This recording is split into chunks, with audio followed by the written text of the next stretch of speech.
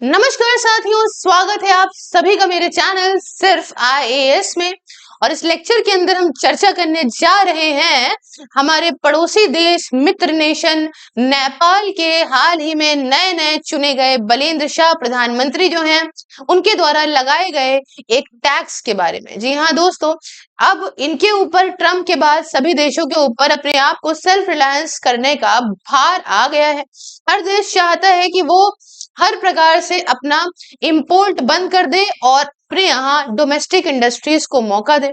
हमने देखा ट्रम्प ने किस प्रकार से पूरी दुनिया के अंदर भारी मात्रा में लगा दिया था टैक्स, ये कह के कि बहुत ग्रो करेगा हमारा यूएस। लेकिन आज हम देख रहे हैं कि अब यूएस को $12 बिलियन तो भारत को लौटाने की बातें चल रही हैं। अब भारत की सरकार को क्या मिला तो एक्सपोर्टर्स को मिल जाएगा, क्योंकि वहां के अभी ट्रम्प वहां के इंपोर्टर्स को पैसा लौटा रहे हैं। लेकिन हर देश का नया प्रधानमंत्री चुनता है तो नई नई चीजें करने का प्रयास करता है।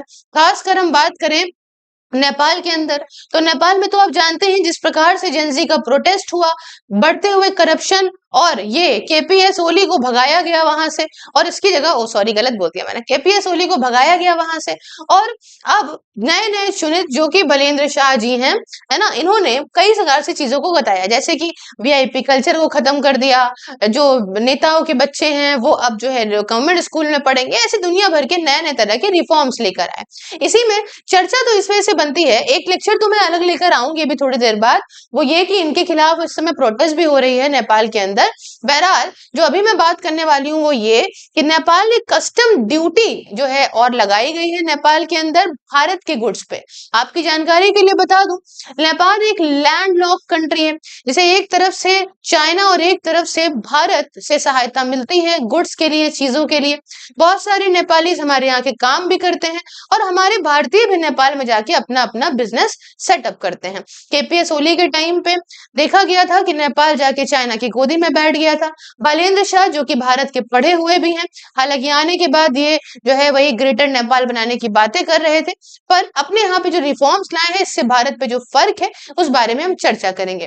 दोस्तों, भारत का एक्सपोर्ट नेपाल को ज्यादा है, इंपोर्ट कम है, और इसलिए वहां अपने देश के अंदर ये बदलाव लाना चाहते हैं। इसलिए इन्होंने यहाँ पे जो है कस्टम ड्यूटी, टैक्स, टैरिफ, इस प्रकार की चीजें भारतीय गुड्स पे लगाई हैं। आइए थोड़ा चर्चा करते हैं दोस्तों। कल की परसों की कहानी है, नेपाल की नई सरकार ने स्ट्रिक्टली इन्फोर्स करा है कस्टम ड्यूटी को, अंदर कस्टम ड्यूटी रूल्स को दोस्तों, on goods brought from India. जो गुड्स इंडिया से लिए जा रहे हैं उसके लिए यहाँ पे कस्टम ड्यूटी रूल्स लगाए गए हैं दोस्तों। अगर बात करें रूल है क्या, तो रूल है कि कोई भी सरकारी गुड कोई भी सामान जो भारत से गया हुआ है जिसकी कीमत नेपाली करेंसी में 100 रुपए से ज्यादा है, ठीक है, मतलब भारतीय करेंसी में करीब 60 रुपए के आसपास, ठीक है ना, तो जो 100 रुपए से ज्यादा है नेपाली करेंसी में, मतलब भारत के 60 रुपए से ज्यादा है, वो अगर नेपाल में अब जो है भारत से पहुंच रहा है तो उस गुड पे टैक्स लगाया जाएगा, ठीक है। चलो, पहले ये रूल जो है एग्जिस्ट तो करता था साथियों, ऐसा नहीं है कोई नई बात है, नेपाल के अंदर ये रूल एग्जिस्ट पहले करता था, बट ये काफी ज्यादा लूजली इन्फोर्स था, इसे बहुत कायदे से नहीं लगाया गया था जैसे स्ट्रिक्टली अब लगाया गया है। तो लोग क्या करते थे, वो छोटा मोटा डेली यूज का सामान आराम से खरीदा करते थे। टैक्स रेट आज के टाइम पे बताऊं तो ड्यूटी जो लगाई गई है ऐसे गुड्स पे, वो करीब 5% से शुरुआत उसकी हो रही है और 80% तक गई है। जी हाँ दोस्तों, 5% से 80% तक गई है। उसके बाद अगर हम बात करें, डिपेंड करता है कैसा प्रोडक्ट है, उस प्रोडक्ट के हिसाब से, जितना महंगा है, एक्सपेंसिव है, लग्जरी है, तो उस हिसाब से टैक्स भी पड़ता चला जाएगा।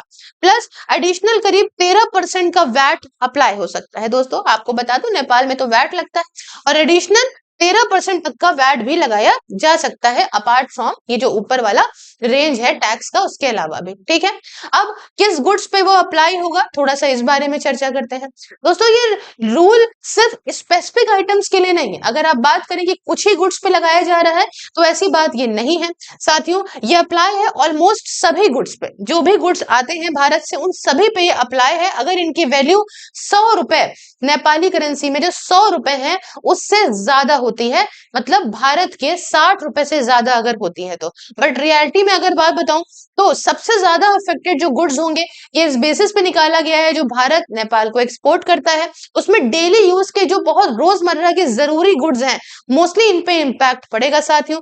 कंज्यूमर और हाउस होल्ड आइटम्स करीब 15% से 35% तक महंगे हो जाएंगे या उससे ज्यादा भी हो सकते हैं। साथ ही हाई ड्यूटी के गुड्स जैसे कि अब यहाँ से जो गाड़ियां जाती हैं उनकी बात है, तो व्हीकल्स, अल्कोहल सबसे ज्यादा हाईएस्ट टैक्स होगी, जिसमें दारू शराबें जाती हैं।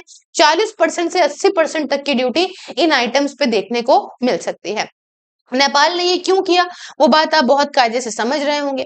सरकार का मेन रीजन देने का यही है कि जो है रेवेन्यू लीकेज जो हो रहा है उसे रोका जाए, मतलब टैक्स की इनकम जो भी है इनफॉर्मल ट्रेड से जो हो रही है उसे यहाँ पे रोका जाए। साथ ही साथ स्मॉल स्केल स्मगलिंग भी बहुत होती है, उस पर भी यहाँ पे रोक लगेगी अक्रॉस द ओपन बॉर्डर। आप अगर कभी नेपाल गए हो तो आप जाने ओपन बॉर्डर है, हमारे बहुत अच्छे रिश्ते हैं, हमारी फ्रेंडशिप ट्रीटी है और इसके चलते आराम से फ्रीली इधर से उधर आदमी जा सकता है।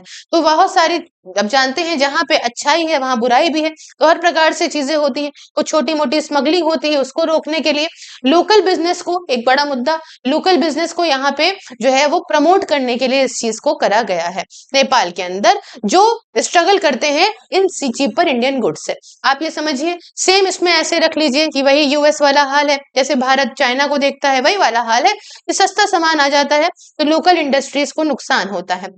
अब नुकसान तो क्या ही बताया जाए, जब तक इंडस्ट्रीज डेवलप होती हैं। इन सरकारों को ये चीज को सोचना चाहिए कि भाई साहब पहले आप अपने यहाँ रेनेसा लेकर आओ, इंडस्ट्री बिल्ड अप करो। हम भारत के अंदर भी देखते हैं कि चीन से जो भी मोबाइल आते हैं, चीजें आती हैं, तो वो अगर एकदम से बंद कर देंगे तो इतनी जड़ें फैल चुकी हैं कि लोगों के हाथ में मोबाइल नहीं रहेगा तो आगे चीजें कैसे बढ़ेंगी।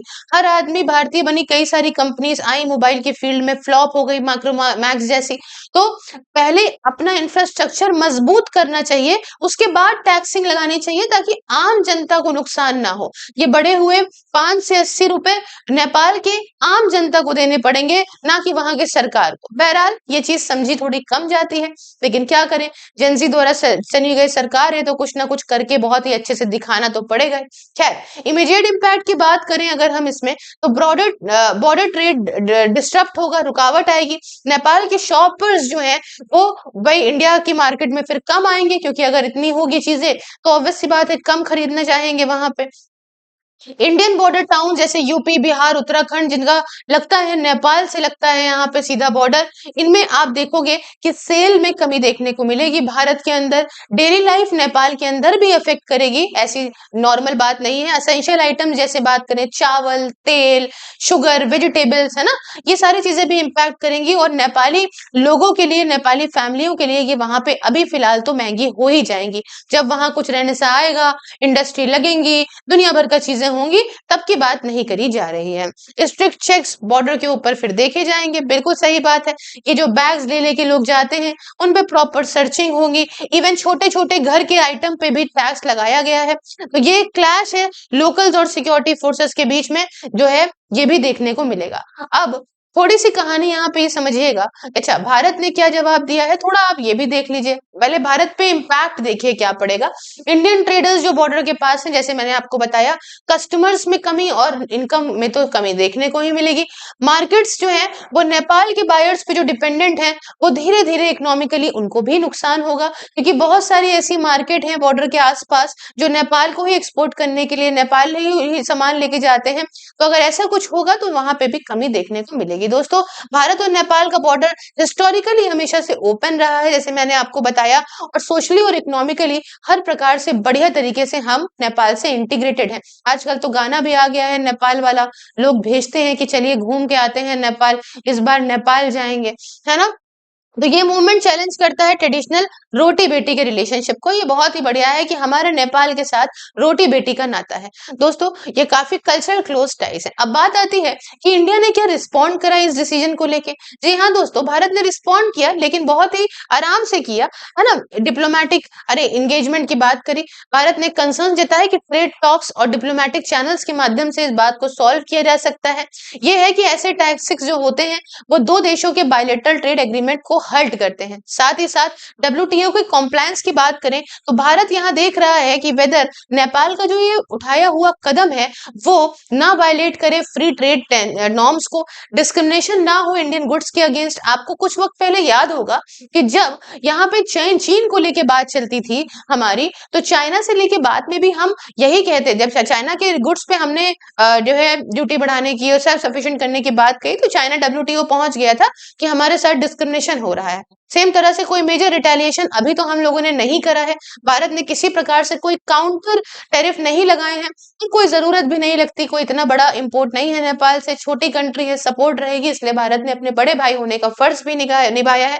नेपाल काफी सेंसिटिव नेबर है, एक इंपॉर्टेंट कंट्री है, एक बफर कंट्री के तौर पे काम करता है भारत और चीन के जो है बीच में।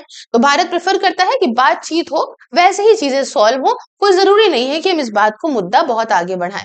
अच्छा, हो सकता है फ्यूचर में कुछ एक्शन लिया जाए अगर बहुत ज्यादा चीजें जो है टेंशन आगे बढ़ती हैं, हो सकता है स्टैंडर्ड्स भारत बढ़ाए, जो कि एक नॉर्मल चीज है, कोई अग्रेशन करने का तो भारत का जो है वो नहीं है। अच्छा, इसी बीच में देखा जाता है दोस्तों कि नेपाल के अंदर जो है वो बलेंद्र शाह के खिलाफ में है ना बहुत ज्यादा जो है वो प्रोटेस्ट होने लग गए हैं। आप यहाँ पे देख सकते हो प्रोटेस्ट हो गए हैं, वाइड स्ट्रीट प्रोटेस्ट देखने को आया नेपाल में, इंक्लूडिंग स्टूडेंट्स और साथ में लोकल ग्रुप्स प्रोटेस्ट कर रहे हैं।